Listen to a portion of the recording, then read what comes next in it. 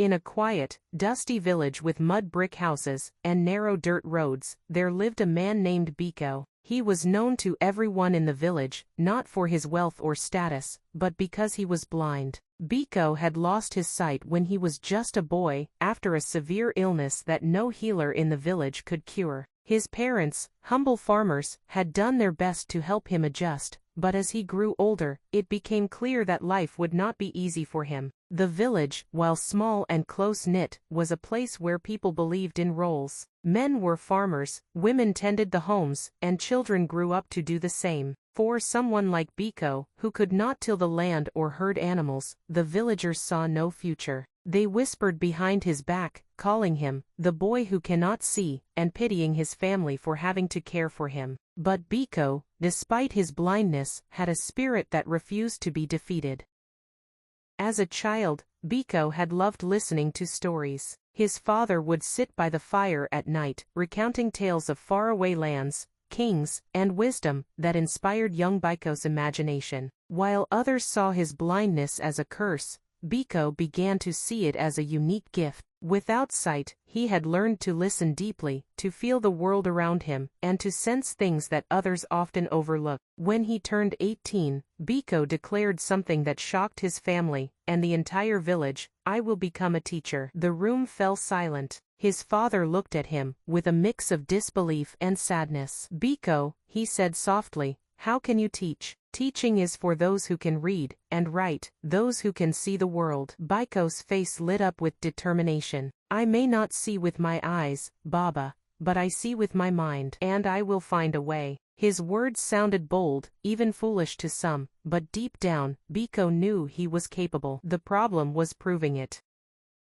In the following months, Biko faced ridicule. He would walk through the village with his cane, tapping his way along the dusty roads, hearing people whisper, "A blind teacher. What can he possibly teach?" Even the children giggled when they saw him passing by. But Biko was undeterred. He began sitting under the old baobab tree near the village center, inviting the children to come and listen. He couldn't read books, but he remembered every story his father had told him. He narrated them with vivid detail, using his voice to bring the tales to life. Slowly, the children stopped laughing and started sitting down to listen. One day, a boy named Kofi asked him, "Teacher Biko, how do you know all these things?" Biko smiled and replied, "Because learning is not just about seeing. It's about listening, feeling, and imagining. And you can do that too."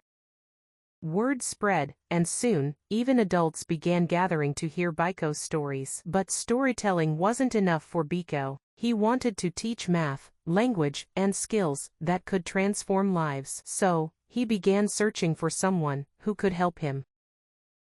Biko sought out an elder in the neighboring village who was known for his wisdom and knowledge of books. 4 months, Biko traveled back and forth, walking miles with his cane, learning from the elder. The elder, impressed by Biko's determination, taught him how to use a special slate and stylus for the blind to write letters and numbers. Biko practiced endlessly. At night, while the village slept, he would sit by the fire, running his fingers over the raised letters he had written, committing every word to memory. Over time, he developed a system of teaching that didn't rely on sight, using touch, sound, and creativity to convey ideas. When Biko returned to the village, he started teaching small groups of children under the baobab tree. At first, it was just the curious and the mischief makers who came. But as weeks turned into months, parents noticed that their children were learning things they had never known before. Even the village chief, who had once scoffed at the idea of a blind teacher, began to take notice. Biko's classes grew larger. Children, who had once mocked him, now called him Teacher Biko with pride. He taught them math by using small stones and sticks, language through songs and rhymes, and history through his incredible storytelling. He even taught life lessons about resilience and determination, often drawing from his own experiences. One day, the chief approached Biko under the baobab tree. "You have done something remarkable, Biko," he said, his voice tinged with admiration. "But I fear your potential is limited here. Have you thought of taking your skills to the city?" Biko was stunned. He had never considered leaving the village, but the chief's words planted a seed in his mind.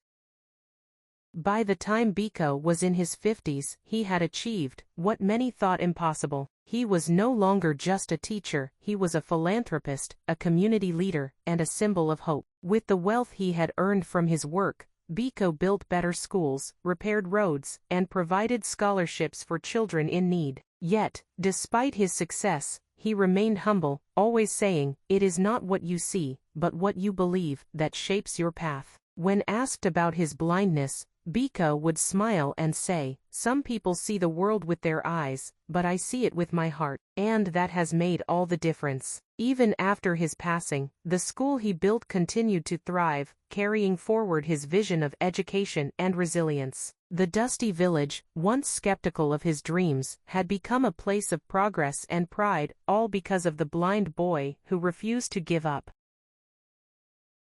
Biko taught the world that sometimes, the greatest light comes from those who walk through the darkest paths. And for generations to come, his name would be spoken with pride and reverence, not just as the boy who couldn't see, but as the man who helped others see beyond.